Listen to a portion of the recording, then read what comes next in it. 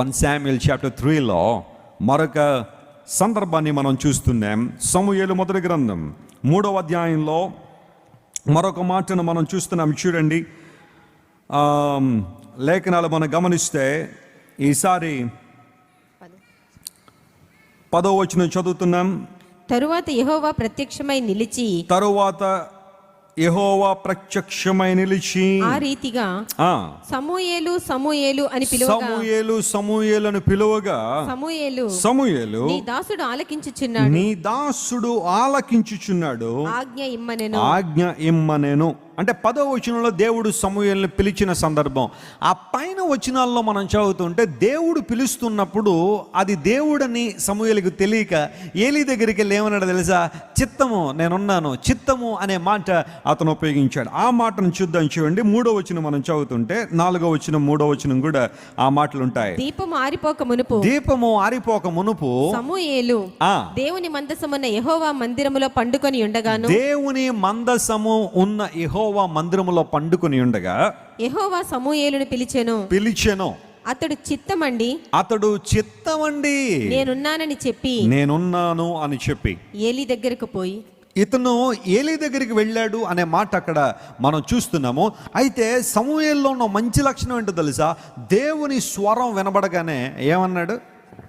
చిత్తం అన్నాడు. అది ఎవరు పిలిచారో తెలియదు, కానీ ఎవరో మాత్రం పిలుస్తున్నారు, నా పేరు పిలుస్తున్నారు కాబట్టి ఏలీ పిలుస్తున్నాడు అనుకుని దగ్గరికి వెళ్ళి నిలబడ్డాడు.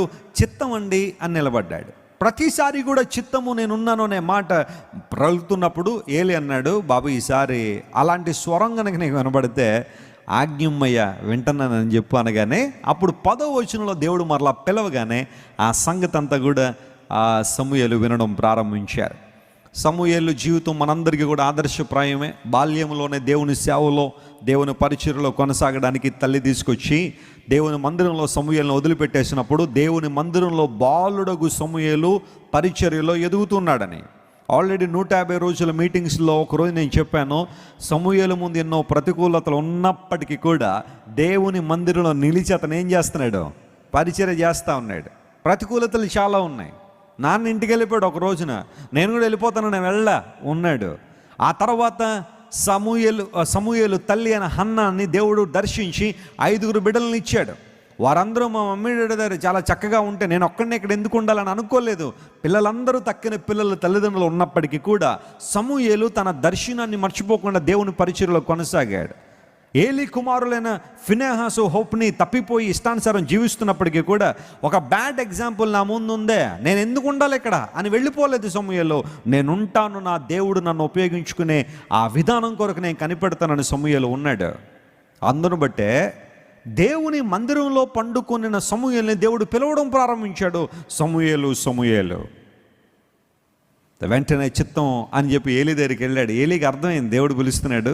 సమూయేలు దేవుని స్వరాన్ని వింటున్నాడు. బైబిల్లో ఒక మాట ఉంటుంది, ఆ కాలంలో దేవుని వాక్కు, దేవుని యొక్క స్వరం ప్రత్యక్షమగుట చాలా అరుదుగా ఉండేదని.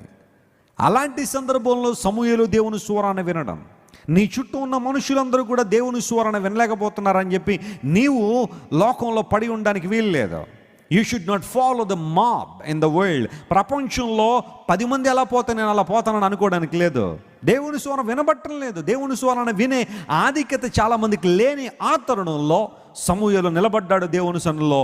లార్డ్, హియర్ ఐ యామ్, మాట్లాడండి అయ్యా, నీ చిత్తాన్ని బయలుపరచండి, నీ చిత్తాన్ని నా జీవితంలో తెలియచేయండి, లేదా నువ్వు ఏం చేయాలనుకున్నావు ప్రకటించిన ఆయనని.